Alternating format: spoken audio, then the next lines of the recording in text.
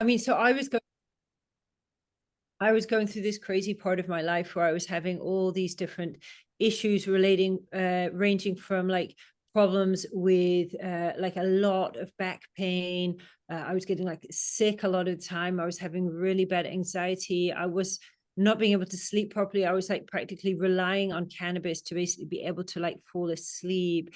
There was just a lot of things that was affecting the quality of my life. And I seemed as if I was coping and I would seem kind of all right from the outside, but what was going on inside was just, and I was really, really trying. I was having therapy. I was having different alternative therapies. I was having acupuncture. I was going to, doing self-development and everything. But basically, like, I was trying to address all these different issues. And what eventually happened was I realized it was all like kind of one and the same issue. Well, I didn't even realize at first. I just kind of decided, you know what, I'm going to stop trying to resolve all this stuff. And I'm actually going to address what's going on with my sexual energy, because I was so frustrated by my sexual energy blockages. And, as hard as it may sound to almost believe, when I address my sexual energy problems, it actually resolved all these other issues that I was having pretty much, which sounds like, a lot of people might think, oh, this doesn't sound real. Sexual energy is the last thing you should be addressing when you have all these other problems. Why should you be looking, at your sexual energy? But reality was, this was actually where I really needed to address that. Actually was what was where the problem lied. And to most Western people, this is just going to sound like, how can this be true? Because we're told sexual energy is something we should put it away in a box. We should kind of hide it away from everything else that we're doing. But reality is actually really, really central to who we are and what's going on in our life. And today I want to talk about the alchemy of love and orgasm. And you probably saw I wrote this on my Facebook today, but I'm going to read it again. So chemistry always has a sell-by date, but alchemy is love and pleasure that grows on forever. And I mean, I was just thinking about this the other day, how like when I was younger, it was kind of like had this idea that, oh, you feel chemistry with someone and then you kind of get together and then you hope for the best, which is what most people have done. It often doesn't end up going very well. And when the chemistry dies out, which it does, then what's left? There's very little conscious understanding of sexual energy or understanding of how to cultivate sexual energy, which is what I'm going to be talking about today. So this picture here on the right, this is like a Daoist picture of a couple that's practicing energy cultivation together, moving their energy together. And this is the alchemy of love and orgasm. So love and orgasm are the two forces that create a healthy sexuality. And the perfect balance is to have 50-50 of each, and also to have these energies flowing together in perfect harmony. So this is ancient Taoist wisdom, but it applies as much today as it did thousands of years ago, because it's a universal truth, like the law of gravity. When these forces are in flow and harmony, everything related to intimacy, personal or shared feels calm, and it feels good. And this is another image of what we call the microcosmic orbit of a couple practicing alchemy together. And alchemical sex is really, really different from normal sex, because it's more or less along the premise that the less is the more, right? Whereas what we think in our consumer society is the more is more, And just to say here, oh, and I'm curious, by the way, are people single? Are you in couples? Can you give me a 3 if you're in a partnership, a 1 if you're single, just so I can get to know like who's here. So this is really all about you. They say that all love starts with self-love, yet is true, which is true, yet so many people defer away from that because self-love is frighteningly empowering. What I'm talking about is having a radical sense of responsibility for your own pleasure. And by pleasure, I don't mean it in the narrow way we talk about it in Western society. I mean pleasure, not even full body pleasure. I mean pleasure in the whole life, because we're here to enjoy life. Pleasure is not just superfluous. It's about your family life and it's about your stability. So we're given sexual pleasure, and our culture tells us, oh, it's some little seedy thing we need to hide away. In reality, the purpose of sexual pleasure is actually to create a family, to create a life, to create stability, to create children. This is actually what it's all about. And it's an amazing, incredible, beautiful thing that we're given. So actually, nature designed us in this way in absolute perfection, because we're drawn towards pleasure, because pleasure in the balanced, embodied way actually creates us a perfect life.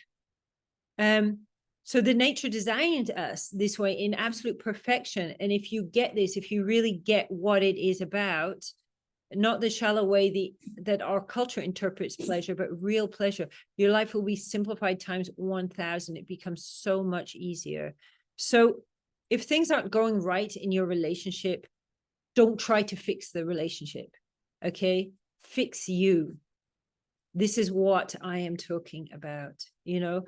And I experience with clients that I have one client come along, they're talking about problems in the relationship, and I'm like, listen, just let your partner get on, because trying to drag a partner, and I've literally spoke to people, their partner dragged them into therapy. They've actually got so traumatized by the therapy. The relationship went from bad to worse, because if there's a problem in the relationship, you're probably both looking at it from different ways. And that's okay, that's fine, because we're all unique, we're all different. But when we actually balance our own energy out, it has an effect on the whole relationship, because energy is everything. Energy is so powerful. So is this for everyone, what I'm talking about? Because this is actually probably the most high level understanding of sexuality you're going to get. It is also a very, very simple way to work with it. So because it understands sexuality on such a deep level, it does make working with it much more simple. So anyone can do it, but it's not for everyone. So this is a practice that is extremely powerful, but it requires awareness and discipline to implement it into your life. It also requires that you take responsibility for your own development. And it's about really stepping into your power. So we kind of think of sexuality, it's like a way of like running away from ourselves, when in reality, the way it's designed is to make us find ourselves. And a lot of people think, oh, responsibility is like a bad thing, we don't want responsibility or whatever. But in a sense, when we have responsibility, it's like if you learn how to drive a car, hey, you're responsible for the car, but you can drive a car. Pretty cool, right? Your life gets a lot better, and the same with when we actually take a responsibility for ourselves, for our own personal development. Of course, when we're doing personal development, we can go through bits that are tough, but when we actually really start going and getting the results, you never want to go back to how things were before. So to be able to do this, you need to follow instructions step by step and implement it, and be serious about yourself, be serious about where you're going. Serious, but fun at the same time. So if you're going to allow self-doubt and fear to self-sabotage you, it might not be the best thing to mess around with. I say this because sometimes people will pick and choose certain exercises out of a whole series you're supposed to be doing and start playing around with it, and have hurt themselves with it, because it's a powerful, but it can be dangerous, we can say, as well. So if you haven't met me yet, my name is Jade Lotus, and I've studied, practiced Daoist alchemy, and I have a certification to teach this from the Daoist Grand Master Mantak Chia. And I've also have my own journey where, like I mentioned before, I had all kinds of different problems. This include me being diagnosed with chronic post-traumatic stress disorder, living with anxiety, living with insomnia, like having like really struggling in many ways to function, let's say, like on a level that was above, a very minimal level, right? You know, I was having a lot of pain in my body, different kinds of symptoms. I was addicted to smoking cannabis. And I was never having orgasms. Basically, I was never having orgasms. I wasn't really finding I was able to stay in a relationship for more than like a year or so. And I was trying to find solutions. I was really, really working hard, you know, to try to find solutions, to try to resolve what was going on for me. And it just got to a point, I was so fed up with everything. And I literally, the practices, the Daoist practices came to me. I found them and I started to study and I started to learn and I started to find different teachers and I started to implement it into my life. I think my two main intentions was I wanted to stop smoking cannabis. I really felt a slave to it, even though my doctor said my cannabis use was quite normal. It was nothing to worry about. I didn't feel right about it. And I really, really wanted to have an orgasm. So after years of trying to also talk to like conventional, you know, psychologists and so on about this, I started having orgasms and I never lost all desire to ever smoke cannabis and I've never wanted to do it again. But I got a lot of other things on top of that as well, which was pretty amazing. It was pretty crazy. I wouldn't have believed it if anybody had told me, you know, but I see the same thing happening with my clients, that actually we can start to unblock our energy, get in touch with the sexuality and the effects that it has all around us in our lives. It's almost like it just gets bigger and bigger and bigger as we start to balance the energy. So here's a picture of me with Master Chia when he's teaching in London before the lockdown. And I do just put a disclaimer in, which comes with like anybody teaching Taoism, that it's really, really important to respect these exercises. Some people like will find, unfortunately, there's people putting YouTube videos out that it's actually not a great idea to follow. And there's things you can read in books that's great to read in books, but really you need some kind of accompaniment on your journey. I certainly did, and I don't regret that, because it's very, very powerful energies that I think that needs to be treated with respect. It's also ancient practices where you can tap into these powerful energies, and it's good to respect the traditions, because they were actually kept secret for a very, very long time, but for a good reason, because they are so powerful.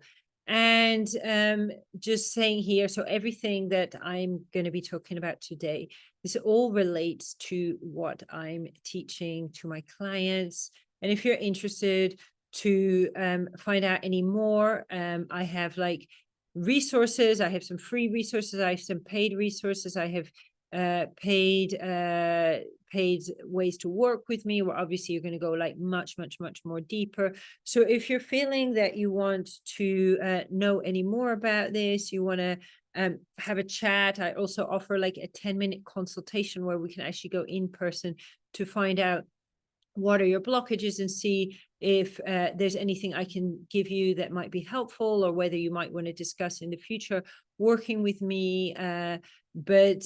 So I think my assistant can put my the details of how to contact me and how to book that chat in the chat now. So hopefully he'll put it there and you'll be able to see it. So this is just a couple of WhatsApp messages I received from some clients. I just wanted to show you guys, right? And I want to show you both the effect that this has on our personal relationship and relationship with couples. So the first guy, he was a single guy for many years, a CEO of a company. He was having just zero luck with dating. He was also like addicted to porn as well. And literally 2 weeks into working with me, he messaged me saying, "Hey, Jade, after years of repressing my feelings and venting them with massive effort, I finally was able to cry after 3 years. And our emotions, our feelings, they're central to everything. Like society sells us this sex devoid of feelings. It's only a disaster, you know." He said, "I always searched in the internet about emotions and how to release them, but I was never able to do so, even with long exercises." And of course, there's useful information on the internet, but there's a difference between, you know, watching stuff on the internet and obviously like going seriously into working with those energies and taking that on as almost like transformative way of life. So he said, this week totally changed my life, and I'm just in week 2 of your coaching package. Finally, I have no sexual pressure anymore, and I can accept the feelings of sexual energy. So I don't have to ejaculate or watch porn to slow me down. Now I can use this energy to go forward in life without being a victim of my own craving.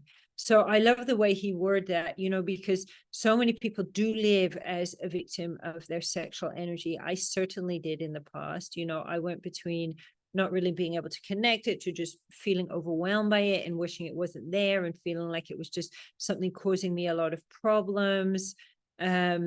And when I was having a relationship, it was more like using it for my sexual needs rather than using it as a powerful thing to connect. So it was no wonder like that things didn't work out. But what's so interesting, it was actually through doing this emotional work with me that he started having this transformation before we even worked with the sexual energy. Another client, bless this other guy, you know, he came to me, he was doing years of spiritual work. He couldn't understand why the situation with his wife had just got so bad that he was about to, you know, get divorced. They had like a young kid. It was the last thing he wanted, but there was just passive aggression, like, you know, they couldn't talk together lovingly. They weren't having sex anymore. Like, it was really in a dire situation when he came to me, and he's saying, so 5 weeks into my course, the transformation is already beyond anything I could have possibly imagined. Before starting, I knew I needed something fully embodied, based in reality, not bypassing sexual energy, and true to my own experience. And this thing of bypassing sexual energy, bypassing negative emotions, it's a mistake so many spiritual people make, and people make on the spiritual journey, because we're actually following a flawed path, which comes from the Christian Catholic tradition, where we view the body, the sexual energy, the negative emotions as bad things, when they're not bad things. They're part of us, you know. So he said, I had no idea this actually existed until I experienced it. This is the change we all of us are seeking and needing if we truly want to be free and live this life as true expressions of who we are. And he says, and the sex. So he almost had not had sex for like 2 years. And I think that day he sent me that, he had messaged me and said he had sex more in the last 2 weeks than in the last 2 years. And of course, some people will think, okay, sex is like a little seedy thing or whatever, but you know, it's actually really, really important. You know, we say relationships break down because the love went, but it usually isn't the love went. It was usually actually that the sex went. And I want to just welcome everybody here, say hello to you as we're about to start. I was just introducing. So, hey, if you're on Facebook watching, hello. Precious, can you give them the Zoom link on Facebook? Because it's better if you guys come and join in on the Zoom. And anyone watching the replay, or if you watch this on YouTube later on, sending lots of love, and do feel free to reach out. I have loads of free resources, free info that I give people that people have found like literally like really, really life-changing. I also have like more detailed ways you can work with me. So feel free to message and reach out if you want to know any more. We'll leave a way of you to get in touch. So the science of orgasm and love. And I like this word, like the science. I mean, I know people who are like sexologists, but I still think that this is like the most amazing system of sexology ever known, or at least recorded by humanity, or certainly that's left today anyways. Okay, but first, let's look at blockages. And I see I have 16 people here, or if you're watching, right? I want to know a sexual blockage. Look, yeah, I know this is stuff there's a lot of shame about. And one of the big shames is caused by, one of the big blockages is caused by shame. First of all, I want to know from you, stick in the chat for me, what is a symptom of a sexual blockage? Yeah, stick that in the chat while I go grab myself a glass of water. And I want to just see what you guys see as sexual blockages. And then I'm going to show what I see, and let's see if we have the same idea. Okay.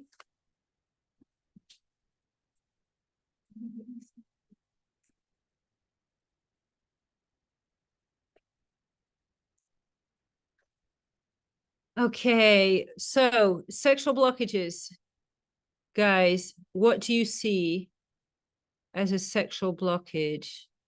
Not being comfortable in your own skin. Okay. So I'm seeing mostly I have singles here. What you're saying rings so true. I'm truly blessed to have a beautiful relationship and a wonderful and spiritual connection, always wanting. Not being able to function sexually, problems with erection, orgasm. Yeah.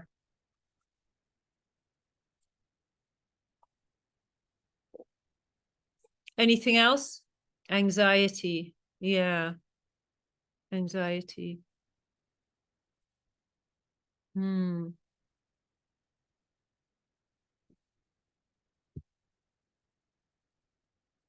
Okay. I mean, I made a list and my list, it's not exhaustive. So there's probably more things you can add to the list, but this is what I jotted down earlier today. So PE, impotence, anorgasmia, sexual dysfunction. Okay. That's one level of it. Okay. We can have sexual problems and dis-ease, including swelling and pain, cancers, lymphatic problems as well. Okay. Blockage in the chain of intimacy. I'm going to explain soon what it is, this chain of intimacy, right? Okay. If you're getting bored of sex, right? You're getting bored of sex in a relationship, you're feeling bored by sex, that's also a sign of a blockage. So being overly obsessed with sex or disinterested, overly attached to fantasy or to porn, fear and anxiety around sex and intimacy, and all have a common cause. I'm going to tell you in a minute. Yeah, not being able to get out of your head, freezing. So yeah, fear and anxiety, shame. Shame is a big one, right? Being frozen and unable to move or make an action. Yeah, yeah. And I'm going to explain in a minute, actually, how I say they all have a common cause. There are many causes, but it's a common cause in a sense. Okay. So let's look at what do I mean by the chain of intimacy, because this is a thing that people are having mega problems with it this day, and especially like young people and young guys in particular. I think porn may have a lot to do with it. Okay. So the chain of intimacy, this is the process that takes us from the first smile and attraction into a relationship, sex, and love. So there's many people today who can't actually take it from looking at someone smiling, feeling attracted, taking the person on a date, getting to have sex, getting to have relationship. It can also be maybe you're getting in relationships and it's always ending after a certain amount of time. You can't sustain the relationship as well. This is also a blockage, and the chain can be blocked anywhere along the line. It can stop you from getting any connection. You might not even be able to look someone in the eye. It can stop you from getting sex. It can stop you from having a relationship. It can stop you from staying in a relationship. These are just some examples of what it can do when that chain of intimacy is blocked. Okay, the blockages relate to unprocessed emotions or programs that stop us from following through the natural process of intimacy. So when I say programs, I'm curious, is this confusing anyone? Can you just give me a 7 in the chat if I need to explain a bit more about what I mean by programs? Yeah, repressing desire. Repressing desires. Yeah, I mean, but when we're repressed, if we feel the need to repress desire, you know, because it starts like this. Okay, kids, they get their first hormonal bursts, let's say around 3 or 4 years old. So it's natural the kid, especially the little boy, puts his hand down and starts touching the sexual energy and starts touching the sexual organs, right? Which he's likely to get admonished for. Then these beliefs are being programmed into especially young boys from a very young age, that the penis is harmful, the sexual energy is a bad thing. Basically, the same thing, girls are having things programmed into them. It's different, but then what happens is we start repressing the energy. Okay, and then the energy pushes back up, and then we repress it more, and then it pushes back up more, and then it starts rising up and up and up, and then it can get to the point where it's so blocked, yeah, that when you find someone so blocked sexual energy, they may be like having like pedophile desires, or they're wanting to rape people, or they're wanting to beat people, or do, you know, violent, sexual, unconsensual things, you know, which obviously is different from people doing consensual, controlled things together. It might be, you know, different kinds of behavior. Obviously, there's a whole spectrum of it, you know, but when the sex, it will just keep pushing and pushing and pushing until either it dies, or it essentially is going to just come up and force up more and more and more. So programs, men only want one thing from women, right? Now that's a really interesting one, because there's actually something that, I don't know if anyone's heard of the hero instinct. Do you guys know the hero instinct? The hero instinct? Give me a 1 if you know what is the hero instinct. Because women, yeah, like this is something is really, you know, okay, so I read about this thing called the hero instinct, and basically the thing that men is almost like get off on more or get fulfilled by more, it's not actually sex, right? Yeah, it's in a sense like feeling like they are serving us, you know. And I remember I asked my partner, he's sitting over there smiling at me, right? I asked him, what do you like the most, you know, when it comes to me, right? Al knows about it. Yeah, okay. What do you like the most? Yeah, you know. And he actually says, well, I like feeding your pigs for you, and I like sweeping your floor for you, you know, because men have this desire to be needed, right?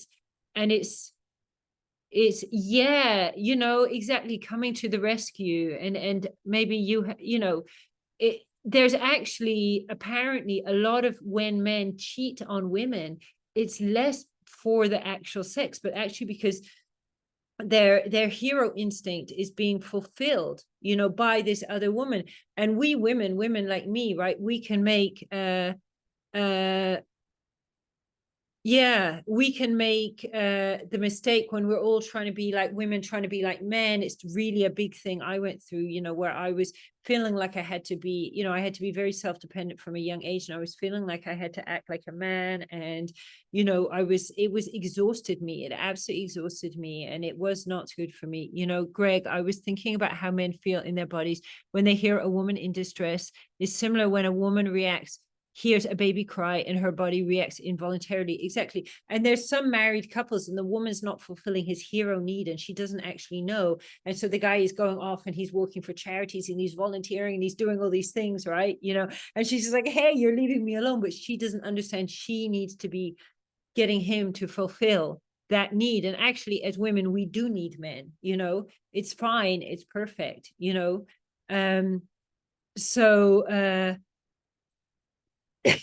Yeah, I mean, so getting back to the programs, there are programs that are anti-orgasmic energy, others that are anti-love. Yeah, anti-love is a huge program, right? That's getting put into us these days. Like, love has really been sacrificed on the altar of sexual liberation. They're indoctrinated into us from childhood, you know. So an example of this is lack of physical affection advocated in Western culture. It causes a big blockage. Porn causes a big blockage, which is almost like the mirror image of that blockage. So many young men or babies, male babies, are developing a trauma around affection, which makes then porn much more attractive. But of course, porn is separating generally the love from sex, unless you're watching maybe like 90s erotica or something like that. So these programs are things that get in the way of that flow of love and sexual energy. So desire for orgasms. As humans, we are drawn towards orgasm, and it's a spiritual call. And when we actually understand that the creepiest sex-obsessed guy is actually having a spiritual problem, you start to get what sexuality is about, you know. So when we see these people who are like, they're so sex-obsessed and and we just think it's just some seedy sexual thing, but it's like a deep hole in the middle of their soul where they're needing to be spiritually fulfilled. So it's human nature to want mind-blowing orgasms because these can take us to our soul's purpose. This is often derided as dirty or superficial, but truth is that this desire comes from the depths of our soul and is about our destiny. So as modern so-called civilized people, we're so disconnected from our body, from our soul, from our energy, that these things that are actually really, really sacred, and to ancient people were very, very sacred, we view as kind of like dirty or something. So orgasm is a spiritual experience that brings us back to the very divine source energy that created us, back to our true self and away from ego. Hence why the French call it le petit mort, the little death. So it's a burst of magic in what is becoming an increasingly mundane, boring, and magical world. But actually, when I use the word orgasm, I'm not talking about the same thing that most people probably think is an orgasm. So let's look at tension versus relaxation orgasm. If you heard of long tantric nights of endless lovemaking and multiple orgasms, and you ever wondered how, that is probably because you have accepted the Western sexual norm of tension release orgasms as an orgasm. So when you hear so many sex coaches or people writing about sex, and they say the word like, they talk about orgasm, they talk about it as a release. In a sense, we're talking about the opposite. We're talking about sustaining through orgasm. So tension orgasms are the type of orgasm that is popular in Hollywood and porn. And it's an orgasm that occurs in the very external and lower genitals. So I'm curious, who knows about this already? If you know about this, can you stick me like a 9 in the chat if you know about the difference between these two types of orgasms? They are activated by the pudendal nerve and tension, which means that they push orgasmic energy out of your body. And that is why you only get one. So it's a clitoral orgasm or a ejaculation. Okay. So relaxation orgasms are when the waves of energy travel up your body and into your meridians and cells. And this is what tantric sex is all about. So really only a few people here know about these orgasms.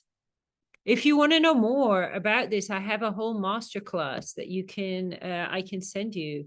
It's like 2 hours long, and I talk about the different nerves and the autonomic nervous system that plays a part in the different kinds of orgasms we have. Precious, can you give them my WhatsApp so that they can, if they want that training, they can message me on WhatsApp to get it. Just stick it there in the chat for them. So moving on, let's talk about relaxation orgasms. Relaxation orgasms are all about slow, but slow and mastery when it comes to sexual energy can be easier said than done. So there's all these people going, oh, I want to do Tantra, I want to have tantric sex. It's like, hang on. If you're not mastering your emotions, if you're not mastering your sexual energy, you are going to really not be able to have tantric sex or Daoist sex or much of a deep experience about sex, because mastery is really important. But when we look at mastery, this is not about controlling ourselves. It's about creating a balanced flow, and that is about removing blockages. So this is because most people have a lack of connection and knowledge of the nature of their sexual energy and spend most of their time repressing it rather than getting to know them. But of course, nobody knows any other way. So we're told if you don't repress your sexual energy, you're going to become some raging rapist, pedophile, worst kind of a person. Yeah, this is literally this is a program that's getting put into us. This is literally a program, that's in most people. Thing is, though, in my research and studies into this whole topic, right, I ended up reading this book about how children are raised in tribes, and it was talking about the way that there's like this tribe is called the Yaquana, is based in what's called Venezuela today, right? And it's still one of the basically undiscovered tribes, but it was studied by an anthropologist who was a child psychologist. And nobody represses their sexual energy. Nobody's told anything moral about sex. So that's in Taoism, we don't repress sexual energy. There's no moral rules about it. It's just pragmatic rules about a bit like, this is how you bake a cake. You put this many eggs and this much sugar and this much flour and so on. This is the way they look at it. And she's saying there's no sexism. There's no sexual assault. There's people just pair bond for life. They have kids.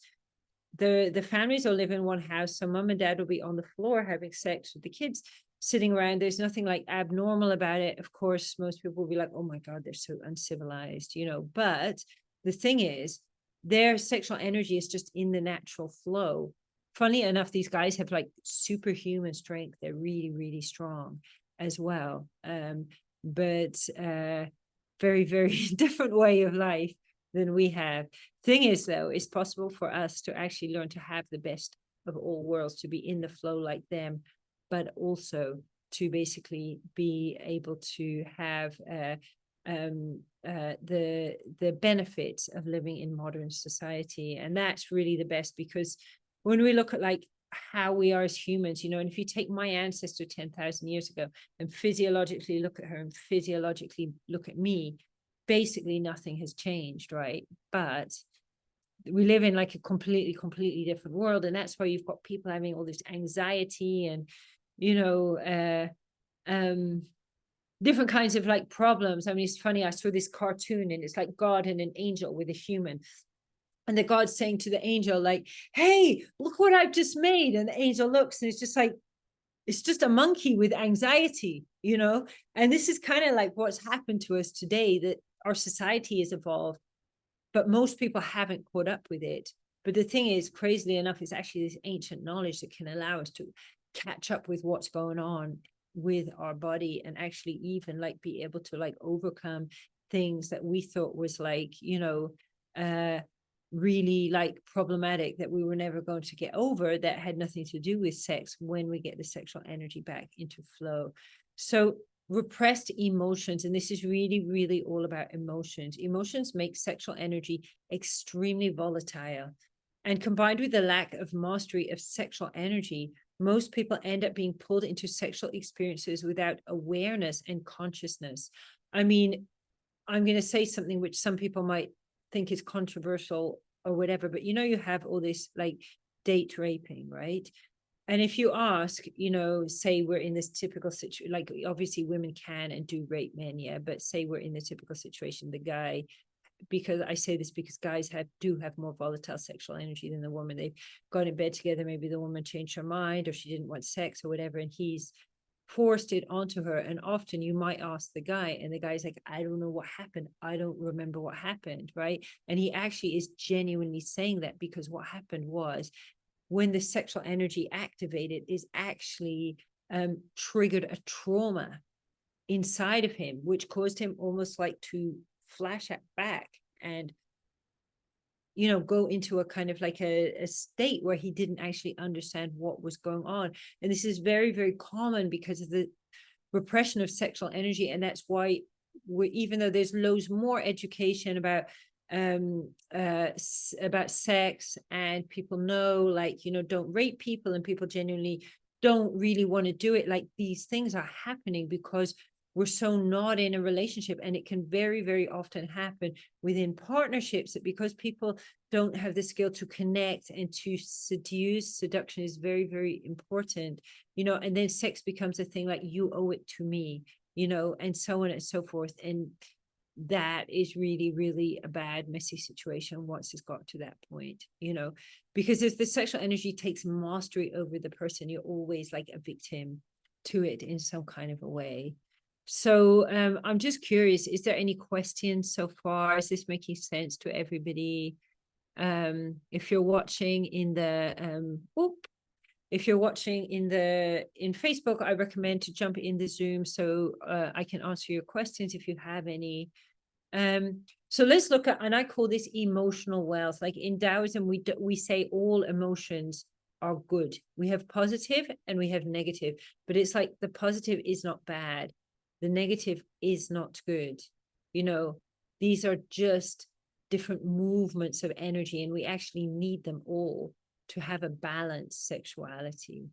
So emotions are movements of energy up, down, forward, into the center, and negative and positive need to be balanced as energies in your body, you know.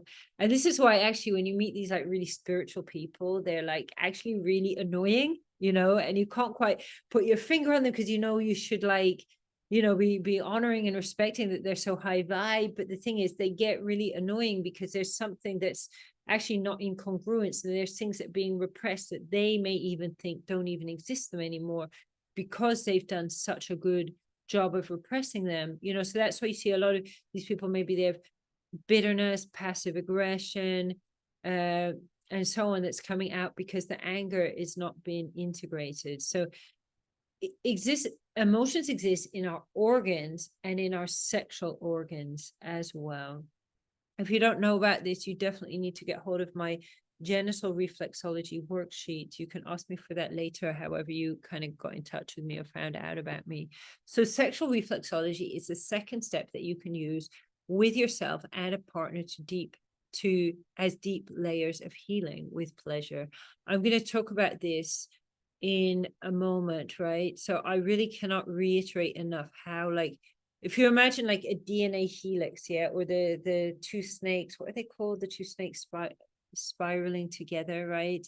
Imagine one of those is emotions and one of those is sexuality. They're so interlinked. When we try to experience sexual energy devoid of the emotions, which we do because we think, oh my God, I could get hurt and so on, it's just causing like a lot of problems, which can go very, very deeply into our body, including causing like block up of energy, which means block up of lymph, which then leads to much more serious conditions that can actually be life-threatening.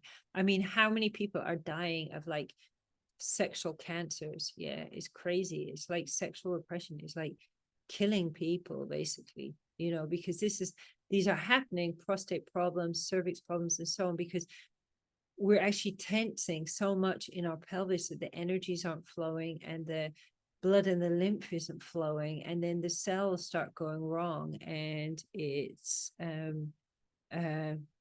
lethal, you know. So here's an image of genital reflexology. So you can see emotions, they live in our organs and then they correspond in the genitals. Hopefully you guys have all got that worksheet, but maybe let my assistant know now if you don't have it and you want it. So let's start looking at the alchemy of love and orgasm and how this works and how we can actually use sexual healing as a fun thing in a partnership, which can mean that the relationship just gets more fun and more deep. We're not getting like bored sexually anymore. Okay, so your body is an alchemical chamber, right? Now, you know, Tantra, it talks about enlightenment. Christianity talks about going to heaven. Okay, Daoists talk about perfecting our alchemical chamber. Okay, so basically you see here this diagram. Okay, by the way, guys, feel free to screenshot this. And if you want to screenshot it and share it onto your Instagram and tag me to let people know you were here. If you had a good experience today, you learned a lot, feel more than free to do that. So let me just check, what are these questions in the chat?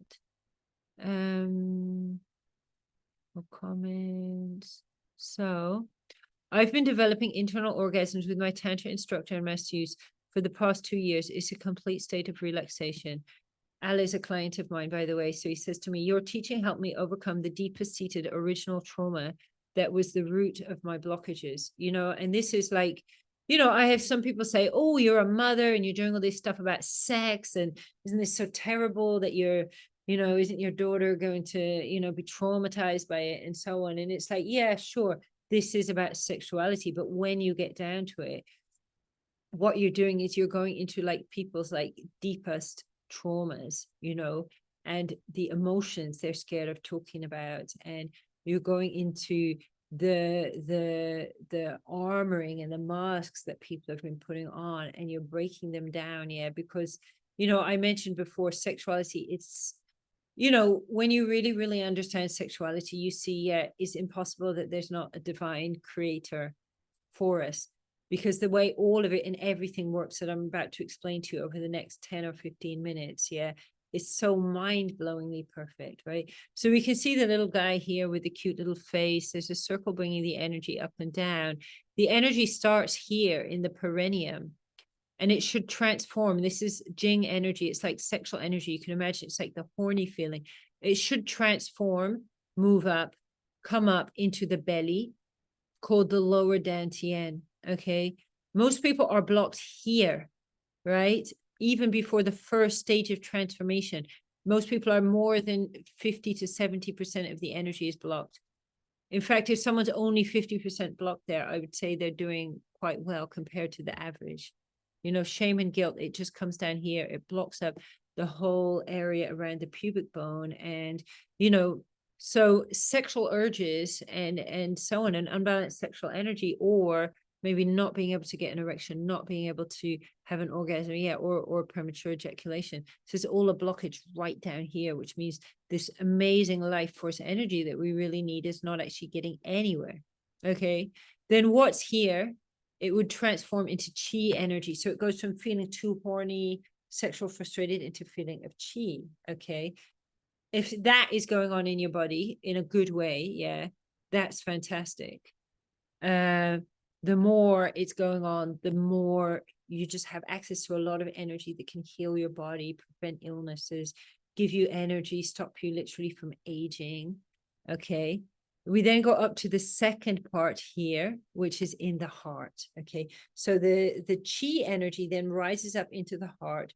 It then will transform into what we call shen. You can just call that love. Well, this is when you start getting like full body orgasms and vibrations within your body, when this energy center is transforming. Then finally, when you come up to the top, you can see in the what we call the crystal palace. Some people might call it the third eye, not to be mistaken for the football team, Crystal Palace. Okay. And this is where it transforms into enlightenment energy. So when you've got the energy up here and transforming, you know, and then coming up here, it really like opens your vision up to, opens up your consciousness. It's really amazing how, like, in just your average person, like sitting in the jungle with no education, the energy just comes up, gives him vitality and health, comes up, gives him love, comes up and gives him enlightenment and consciousness. And you don't need a book, you don't need anything. It's all programmed there into your body. Except what happens? Civilization comes along and it messes up our original programming. So the three dantians. In nature, the energies of the body flow and transform in harmony.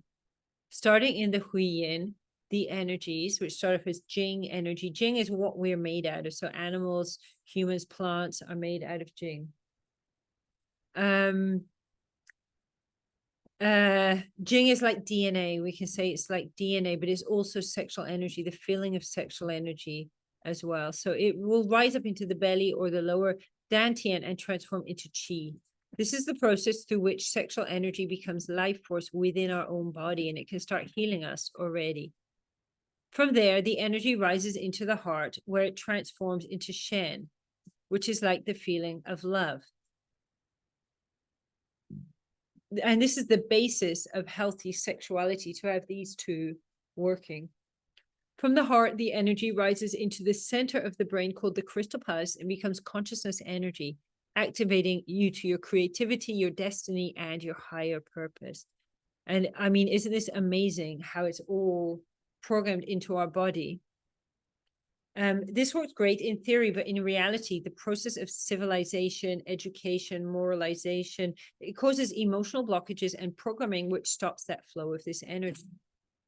This may be fear, or it may be distrust of love and intimacy, or it can be shame around sexuality.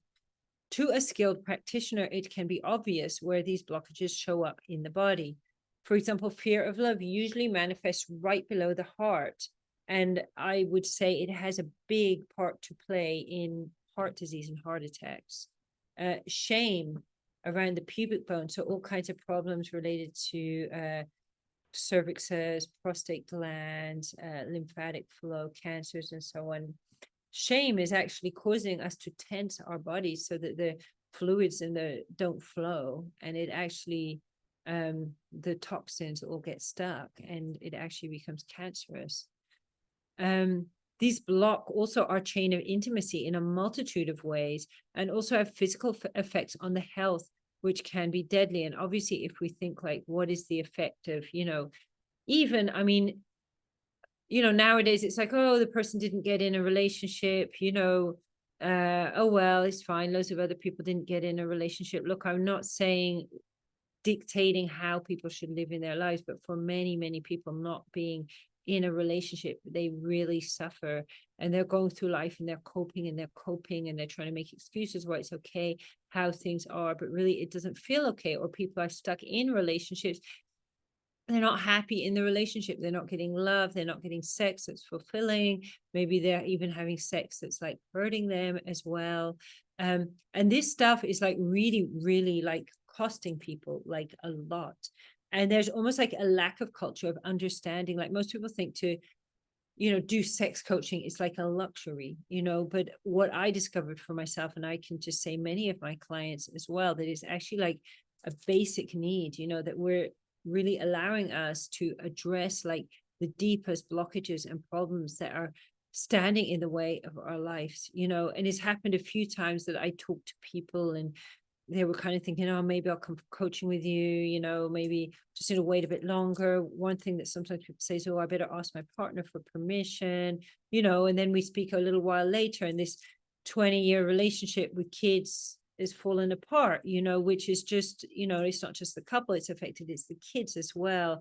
And people are like, oh, okay, well, a lot of people get divorced, let's just cope with it. But so much of this stuff is just not necessary that people need to suffer in this way, because there is ways of dealing with it, there's ways of preventing it, and there's ways of actually like even turning around a relationship which seems to just be about to fall apart, and actually like even with only one party doing it, to basically save the family.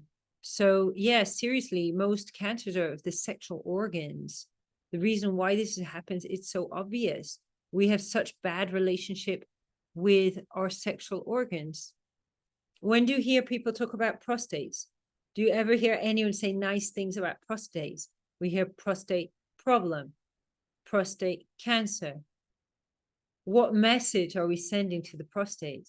And there's so much of the pressure being put on men to repress their emotions is all going as tension right at the bottom of their body into their prostate. So the fluids in the prostate can't flow, and then they end up with a problem like King Charles now as well, with his prostate problem and then his cancer and everything. So this happens to a lot of men, and women obviously have a lot of different problems around this, where they have operations and cancer treatment. It often leaves people with a lot of lifelong problems afterwards. So let's look at the path of sexual alchemy and how exactly it works. And ultimately what it's about is raising sexual energy up the body. But obviously this is like easier said than done.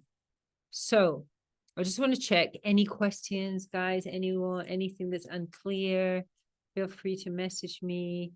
If anything's unclear as I'm talking, you need another explanation. So sexual healing starts with the most basic level of feeding the energy of love, or feeding that energy up into the body. But sexual energy has this power to rise up the body into our hearts and feed the energy of love. And this all starts with self-love. Quite literally, when our bodies begin to unblock the meridian, which is called the Chong Mai, that feeds the body with sexual energy, starts to deliver this energy into our hearts. Now, obviously, many people have blockages there. Okay, so the blockage needs to be addressed, but this is like almost like the first basic stage. Sexual energy transmutes into love.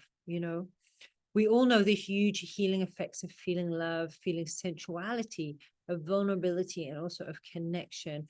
But there's much, much more to it than this. When the sexual energy reaches our heart, it actually starts to transform into a third kind of energy, which is a violet light. So sexual energy is blue and it's feminine. Love energy is red and it's masculine. So one is in the heart. The other is basically just above the pubic bone where the womb is on the woman. And when the blue rises up into the red, it becomes purple. And the purple energy multiplies much more than the sum of the parts, spreads out through the body and starts vibrating the cells. And that's why when people practice sexual transmutation, they can literally start reversing aging, or, certainly stopping the aging process. So as this energy starts to grow, it then starts to spread through our bodies and into our cells. It begins to vibrate our cells and return them back to their original programming. So this is why we do not want to have tension orgasms and constantly be releasing sexual energy, because then the blue energy is not rising up. But if our body is full of blockages and unprocessed emotions, it's going to have a very hard time getting into our hearts. And also, the thing is that what sexual energy does is it amplifies. We all know the example, right, of people, how they can fall in love and then they end up hating each other, hurting each other, because the sexual energy is amplifying their traumas. This can actually be a helpful thing. I'll talk about this in a minute, okay? Because sexual energy amplifies, and it will amplify your traumas and your pain. This can cause chaos in your life, even physical health problems, because it can amplify your blocks. And actually, we can look at even like famous celebrity couples like Johnny Depp and Amber Heard were a great example that, you know, obviously there's a lot of trauma involved, there's drugs being taken, it then turns into this whole drama that's like played out on the world stage when the poor guys both just need, like, you know, help and therapy with their traumas. It also can be healing, because what it does, it can bring up your blockages and traumas to be healed, which you can do quickly and effectively if you've learned to work with the energy already. So that's why when I work with people, we never ever go straight into sexual energy. In fact, I would say that, you know, if someone is teaching you stuff and they're just like, let's just go straight into the sexual energy, let's go straight into tantric sex, I would be like highly suspicious of that for like a few reasons, you know, because Tantra wasn't meant to just be thrown out on a plate in front of everyone. So it's probably not even proper Tantra. But also, if you look at most, and unfortunately, it actually applies to almost like the majority of Tantra, is that there's a lot of people complaining about abuse and scandals and so on going on. So they're making noises. Let me go check. Yeah, thank you.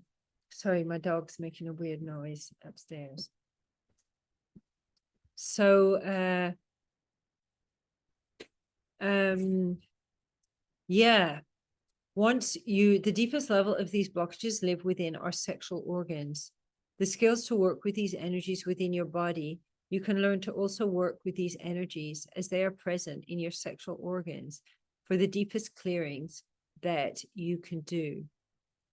So it's something that it starts in one place and it just goes deeper and deeper and deeper. And as it goes deeper, it's like it starts clearing and cleaning your whole system. And when your whole system is got to this level of being cleared and clean, what you then can experience is like real pleasure within your body, because when all this stuff starts getting unblocked, essentially then you can really start to feel the energy and experience the energy as it should be flowing within your body.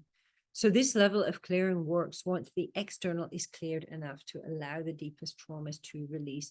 So there's a process to it. There's an order that Master Chia teaches us to teach people to do. The order is very important, but when the order is followed, it's you know, and each step is completed properly, it's really really effective way to unblock energy. So let's look a little bit at like what are Daoist sexual practices all about, because we saw the pictures at the beginning. And through Daoist practices, you can start to recycle unused hormones that can even cause illness, and use these to rejuvenate your body at the cellular level. So a block is only a problem because it's stagnated energy. A negative energy emotion is only a problem when it's blocked, not when it's in flow, actually. So when we take, for example, a Daoist does not try to get rid of their anger. We don't want to scream it out on a pillow. We don't want to, you know, whatever people might do to try to get rid of anger. We want to transform it, recycle it. We want to move it, because we don't want to lose the energy. We want to increase the energy in the body, but we want it to be healthy energy. So this balances your hormonal system, eliminating menstrual problems, optimizing the experience of sexual pleasure. And by the way, we always start off working on ourselves. This would always start as solo practice, what we call solo practice. We then later would go into partner practice. How do we use this with a partner once we've mastered that with ourselves? So wave goodbye to your lube as your pussy naturally flows with wetness, as your energetic flow is optimized. It's really, really interesting. Like when I've been teaching women, when we get to a certain point, which is only around the 5th or 6th week, when we're not really working properly with the sexual energy, you know, and a lot of the ladies will be going, oh, wow, like the lubrication in my vagina has really, really changed, because when the energy starts being optimized, all these things like the erection, the lubrication, the sexual energy and everything, it all just starts to flow properly. So say adios to your concerns about performance issues as you get the hard cock of your youth back, and eliminate sexual frustration and unwanted urges to be able to connect with the pleasure that you deeply desire. And it's really incredible how this really works, yeah, when we start balancing the energy and the emotions within the body. But this is a lot more than maybe like just working with emotions, as some people might think, because this is working at the energy of the emotion. So you can get results much more quickly actually with it. So through moving energy, you can start to have any type of orgasm you want in any part of your body. And pleasure becomes your tool to heal and to grow, because eventually you can start feeding this orgasmic energy into different parts of your body to actually heal. And this is called orgasmic healing. I was literally just doing it this morning. I had about 3 hours working with some different clients doing this, working with this sexual energy. And in Dao practice, we move sexual energy from the sexual organs, like the ovaries and testicles, into the rest of the body. Sexual energy can be worked with in the form of hormones, aroused energy, or orgasmic energy. So does anybody know what I mean by hormones, aroused energy, orgasmic energy? Does anybody have an idea what is the difference? Can you give me like a 3 in the chat if you know the difference of what I'm talking about, or do I need to maybe explain? I mean, it's so simple. So if you want to feel your hormones, if you're a woman, you can just massage a bit your breasts, or a man, just massage a bit your testicles, and you get a nice feeling, but it's not like a aroused feeling as such. And this is actually the feeling of hormones being released. So that's an energy it can be worked with. Aroused energy can be an energy we work with, or orgasmic energy. Eventually, it can be an energy we work with as well. So it's essential to start by working with the least volatile energy and then working up the scale. So the practice, more or less, you know, if I talk about the main one, is actually to start harvesting the energy, whether this be hormones, aroused energy, orgasmic energy, moving it, like say, from the ovaries through the womb and the vagina, back to the anus and the coccyx, up through the spine. You then can take it into the brain and start feeding it down into your organs as well. And it feels amazing, but it's actually really, really good for your health. It's has these incredible anti-aging properties. And also this is how you actually like really activate your body to have full body orgasms, but also like really activate your creativity. And I would just say, like, there's something that really, really takes you onto your path when you start doing this. You just get a lot of direction as well, a lot of clarity too.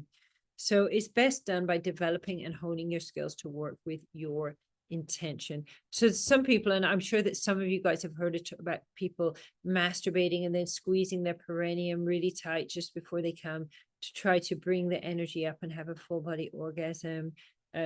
Some of these people have developed various kinds of like problems, sexual problems, or problems with their body from doing it. It's a bit of a misunderstanding of a Tao practice, because you can actually use your intention to move the energy. It doesn't need to be done with these, let's say, like aggressive methods, which involve a lot of tensing, which I realize, and I think other teachers as well realize, they don't work very well for for Western people, because we are so tense. We have so much tension in our bodies. What we actually need to do is relax. The people who created these exercises were very, very relaxed. So a bit of tensing worked very, very differently than it does in our bodies now. And, you know, when you do this, well, I said here, there's very little you cannot humanly achieve. And it's because it just, when this orgasmic energy is building and it's growing and fueling in your cells, it's like something happens that's really like it's I say, like, it upgrades the body, you know, to this level that's really like an exceptional experience to have. And I think once you have it and you know how to do it, you're kind of going to stay there really for life. You know, it's something that you have for life, basically, a skill, and it's a way of learning to use your body. Because I mean, the crazy thing is our bodies are so high tech. Yeah, there's not like a single like device machine made by NASA, Elon Musk, or whatever that's anywhere close to how high tech our bodies are. But it's like we have the most, you know, high tech rocket, and we're driving it like it's a golf cart, and that's how most people are experiencing their bodies. So healing with a partner.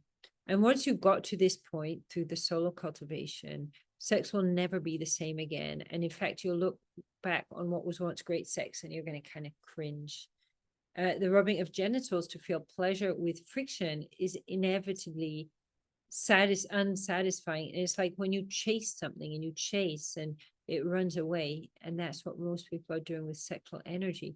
When you harness energy, and you can seduce energy, you can entice energy. And we know this is the way, you know, we begin to make love as a conscious active healing and activation of your consciousness and your whole body. And there's no, like, you know, we say in Daoism, when we come into this, or what we call the orgasmic state, with the orgasmic energy vibrating through the whole body, it's like an experience of, how can I say, it's like an experience of, we can say, like a deeper consciousness. We don't like to go on about trying to be spiritual or trying to be enlightened. We like to be like very down to earth about it, and really be using the practice to just have a more, let's say, it's very pragmatic. It's about making the best of our life here in the physical dimension. We don't believe in trying to, you know, bypass being in the spiritual dimension. We believe this experience is actually very, very important. So when we start to be able to share this energy with another person, and we cultivate the energy with another person, it's like it's taking it to the next level. And it's almost like, instead of the friction-based chasing of pleasure and getting bored, you can actually start to basically, it's almost like a battery where you just need to connect together without the movement, and you can start to cultivate the energy. And your bodies both become alchemical chambers together, and you can use lovemaking to heal, manifest, create, and to grow together. And this is alchemy as opposed to chemistry. And alchemy you will not get bored with alchemy, because it just only gets better and better and better. So I have the key points here now. Let's have a look at the key points. I'd love to hear like any questions. Is anyone interested in doing a practice and having a try at working with this energy? So sexual energy is life force, is vital source essence. Our bodies are created perfectly and in such a way that this pleasure we desire has the power to not just give us amazing sex and lifelong love, but to heal our body, fuel our creativity, and to activate us to our destiny and our consciousness. It is civilization which blocks the energy by teaching us to be inauthentic and to repress emotions and hold false beliefs. These block us in intimacy, but this is just a symptom of a far deeper issue that affects our purpose and our health as well. When we perfect the alchemy of love and orgasm, not just do we get the best experience of our own lives, indeed, this is just nature's way to get us to perfect ourselves in every way and to get the best out of life as well. Sexual self-development is something we ignore at our own peril. It can very well be the answer to all the problems we're having that we didn't even guess were connected, you know. And for me, I was experiencing like really bad pain in my body. I was experiencing like eczema.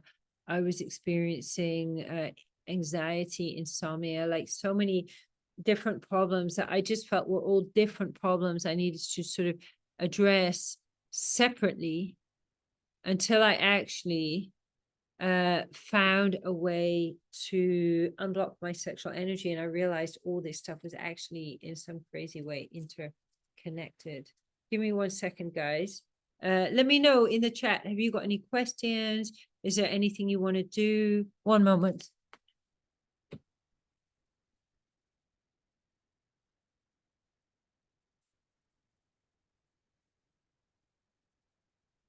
Guys?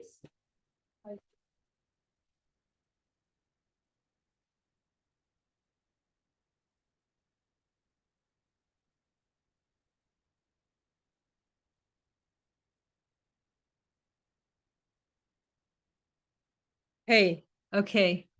So, any questions, guys? Oh, yeah. Okay. Can I kindly elaborate on not recommending suppression of sexual energy ejaculation? Does it mean that edging is not healthy? I mean, it's one of those things, edging, like it depends what you're doing. If it's involving like squeezes of the perineum, I wouldn't recommend that, right? I think very gentle edging, it can be okay. But the thing is, okay, it's like this. Imagine your sexual energy is 90% blocked, right? For example, okay. And you need to ejaculate like 3 times a day, okay? And you have that blockage, right? That blockage is there in you. If you suddenly go, okay, I'm going no fap, I'm not ejaculating anymore, it's actually going to cause you a lot of problems because the energy needs to go somewhere. Now, if a person is ejaculating once a week, and then, it's like, then maybe say they cut it down to every 2 weeks. The thing is, I mean, it's so important to be unblocking the energy when we're doing the sexual practices as well. So when we say like suppression of sexual energy, I mean, it can be understood in different ways, right? Because we can say suppression of sexual energy, we're trying to block it down. And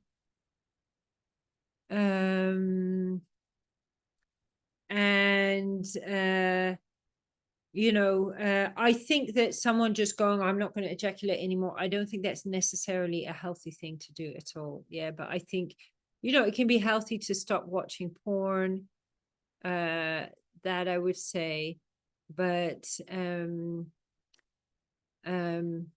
yeah. So, okay, you have a daughter. Can you suggest resources to help children go into their sexuality in a whole and healthy way? You know what? This is something I would really, really like to create at some point. Yeah. But what I'm going to say is that we, as the parent, we are the resource. We are the number one person. Hopefully, we are the person our kids think they can go to for advice about anything, So, when our kids start coming to us and asking us awkward questions, and I mean, I just realized I got to just answer it honestly from the heart. I mean, I've heard of stories of parents being asked stuff about sex and the parents saying to the kid, oh, just go and watch porn or something, because the parents are so uncomfortable with their own sexuality. Like, how can they make the kid, how can they talk to the kid about it when they're not even comfortable with it themselves, and they don't even know what they're doing themselves? I mean, I also think, like, from a young child, a kid needs to have like really healthy they need to have healthy affection, healthy relating, because the way they're going to develop their sexuality, it's basically all based on how is their relationship with us. So if we have, we're not giving them much love, we're not giving them much physical affection, we're not talking to them honestly, we're not teaching them to honor their no, we're not teaching them to honor their bodies, and so on. That's how. So there's no resource I can honestly think of the top of my head.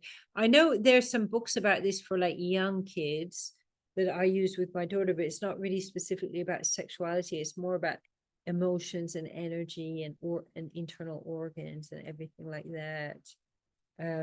So yeah, along these lines, I can't say I know something that I can think of off the top of my head. Unfortunately, it's a little bit controversial, but yeah, it is something I would like to do at some point. So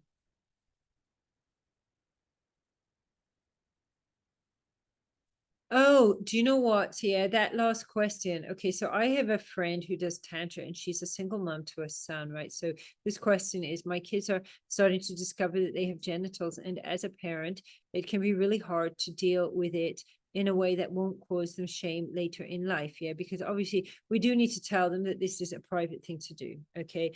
And so what she started telling her kid, but I think her kids start touching his genitals around 4 or 5 years old, which is quite normal actually. Around 3 to 5 years old is the first burst of hormones. And so she saw him touching it and she called it with him wee wee time. Yeah, wee wee time. So she says, okay, you can go have your wee wee time. And I'm going to just let you have your own time in your room, and respect, and gave a respectful space for him to go do his wee wee time of touching himself. Yeah, basically. And she said by the time he was like 11 or 12, and she was saying, oh, do you want to go do wee wee time? And he's like, oh, no, I'm not really interested in it anymore. You know, so he basically like never got into porn. There was never any shame about the masturbation. There was no big amount of energy building up. Yeah. And I do think when people get into like unhealthy masturbation, you know, which is different from self-touch and self-pleasure, which can be healthy, is because there's a big buildup of like repressed energy and unprocessed emotions and traumas and so on that they're trying to release as well.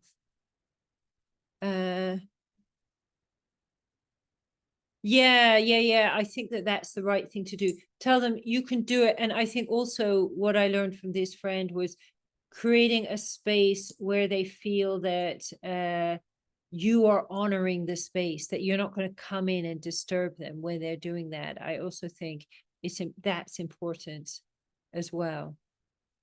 You know, that they actually feel honored in that space. So yeah. So is anyone here? Give me like in the chat, please, now a one if you are interested in doing a practice together, and maybe tell me like what are you interested. You know, I'm just going to say that not all the exercises I teach are suitable to be taught as a beginning class. But I mean, are people interested maybe to learn something about love, something about negative emotion, something about shame? What's the topics coming up for people? Maybe you can stick some stuff in the chat and we can see.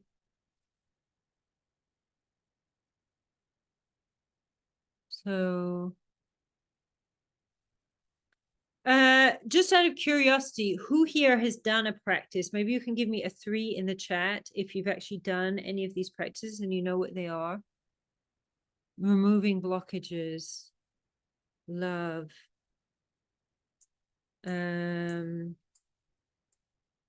Okay. I mean, so the very, very basics about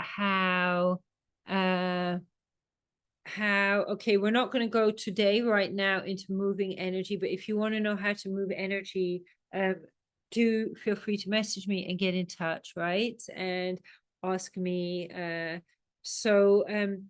When we talk about energy, what do we do in Taoism? We say we cultivate energy, we transform energy, we move energy, we store energy. Yeah. Okay, the first thing we want to do is we want to cultivate energy. And I think we all know like the main energy within the heart is within the heart, right? And that energy is love. You know, we know it's obviously Valentine's Day today. I don't think anybody here sent someone a picture of a kidney or a liver, but I'm imagining most people sent someone a heart today or received a heart today. And it was probably a red heart, because we know the energy of love is in the heart is red. Right? Yeah. So, okay. Should we try to like cultivate a little bit of love energy and see how that goes? Are you interested? Something we want to do?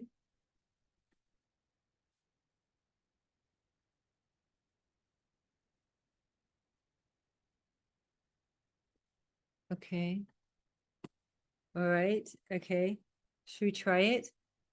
Is this new? Is this something people know already how to do, or should we try it? Okay. So when we send energy, we actually know how to do this, because when we look, yeah, even when someone looks at you, it is a sending of energy. So that's why we can get a bit uncomfortable if we see somebody staring at us, you know, and we're just a bit like, why are they staring? This is awkward. I don't like it. This is uncomfortable, you know. But if someone looks at us and they smile, it's very, very different. You know, we'll have a completely different response. It's about it. We don't know who they are. They're looking at us, they're smiling, and we smile. And it's just like, yeah, this is cool, right? And it feels good because the smiling, like it stops it from being this like intense energy and scrutiny that's been pushing towards us. And this is actually what we do. You know, and the first steps of working with the body are actually working with our internal organs. So let's have a go at just a really, really quick practice. Let's see how that goes. And I'd love to hear what people are feeling, and maybe we can try something else. Okay. So it's the day of love. Valentine's is the day of love as well. So amazing day to do something with our heart.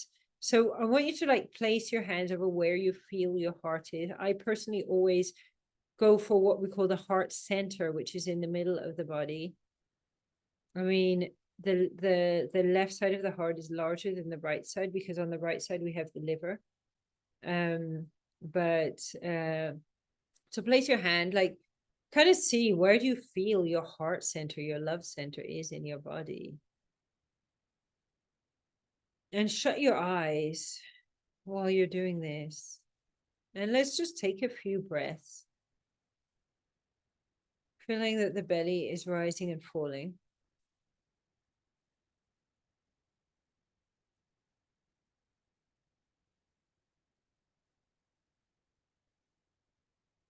And now with the eyes shut, let's turn our gaze inward so that we're looking inside, we're looking within, and we're looking into our brain.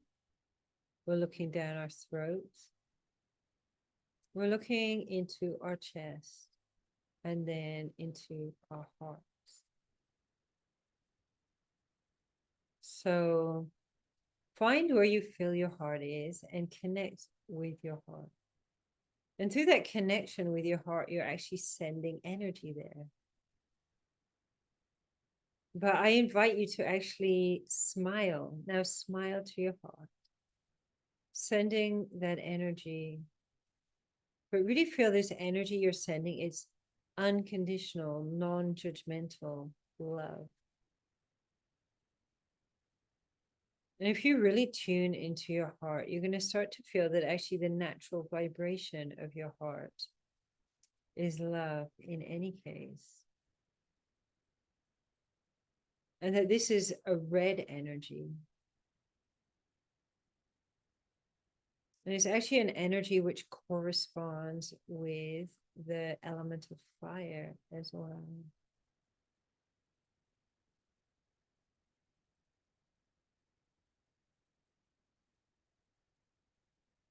So as you smile into your heart, just notice the feeling that comes up. So some people, they say, oh, it's amazing. It felt beautiful. It felt relaxing. Or other people say they got an empty feeling. They got a bad feeling. If you actually go into your heart and you get a bad feeling, it means you've gone really deep somewhere and you've actually released a blockage. So going in there and getting a bad feeling is actually a good thing, you know, but getting a good feeling is a good thing too. And just notice what's going on with your body as you're doing this. You can visualize this red light, and you can even visualize it spreading around your body.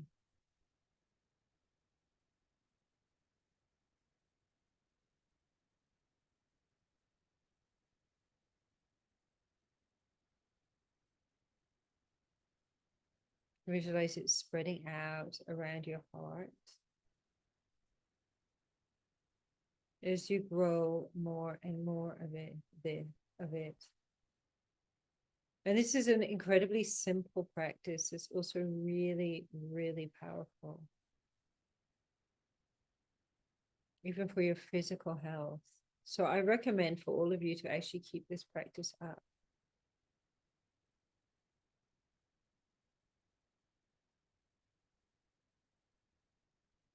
And keep doing this on a daily basis.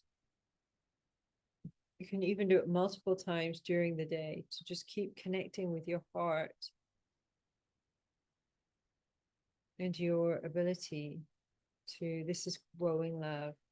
And what actually happens once your heart is full, the love spreads out into the body. Once the body is full, the love then spreads out into your aura. And once your aura is full, you're then able to effortlessly start showering down love onto other people. So this is what Master Chia says is how we should give love. Not by doing it in a contrived way where we're trying to, you know, maybe even be kind of self-righteous, or it's maybe we're scared to address our own traumas, so we're trying to pour love onto other people to kind of avoid ourselves.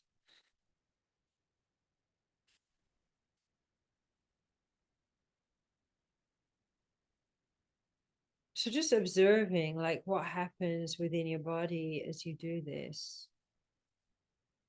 I invite you to just move a little bit, maybe wiggle your fingers, open your eyes. And I'd love to know like what came up for people. How did that go actually? What did it feel like?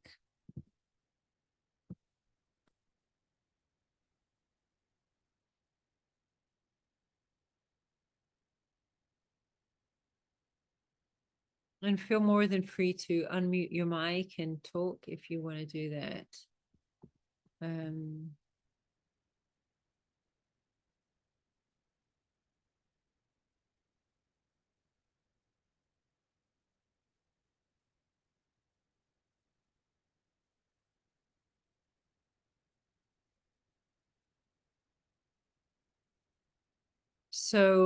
yeah, it gave a warm feeling, soothed and comforted. Yeah. I mean, this is what most people feel when they first do it. And I think I was doing it for a few months when I started hitting this really empty, not nice feeling, which then went on for a few months until it unblocked. So, yeah. And actually, we in Taoism, we smile to all of our internal organs because we talk about we want to balance the energy in the organs and also create a relationship between the different organs. It's a very simple exercise called the inner smile, where we smile to the 5 main organs. And one of the things we actually say we're trying to do is we're trying to get all the organs into a relationship with each other and actually talking with each other so that they actually physically work better. Relaxed, yeah. And imagine like we hold a lot of tension in the heart, and when we start to ease off that tension, relaxing, warm, soothing, comforting, this is like very, very common things to be healing and to be feeling. So yeah.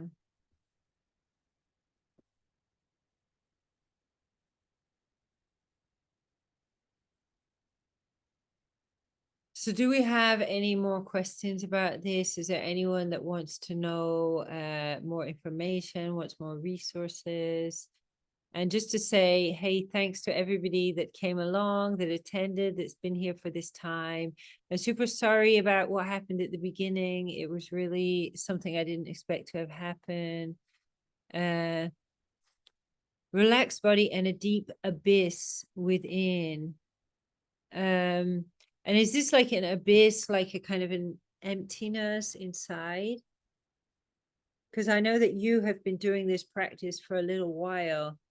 And actually, once we've been doing it for a little while, it's very easy to start tapping into some emptiness and start healing that emptiness as well. Thank you for your beautiful knowledge and sharing from your experience. Yeah. And I hope that you guys can take this away, that it's helped what you learned, and it's also helped I really, really recommend start smiling to your organs every day. Join my Telegram group. Feel free to reach out to me if you want more information. And if you want to learn some ways to take this journey further. Okay. So I hope you guys enjoy.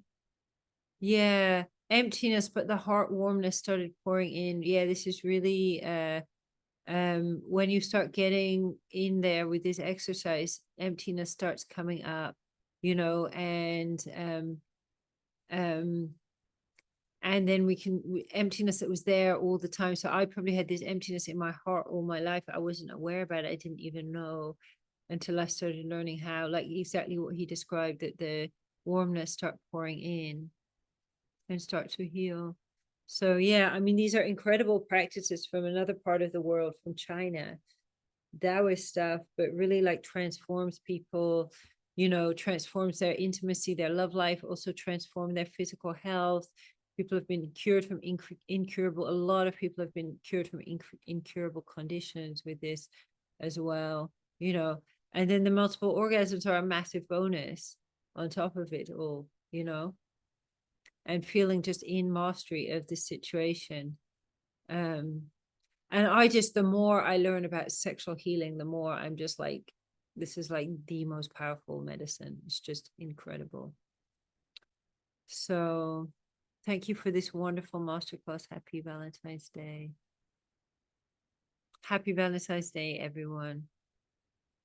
And I'll say goodbye for now, but hope to reconnect more with you in the future. Take care then.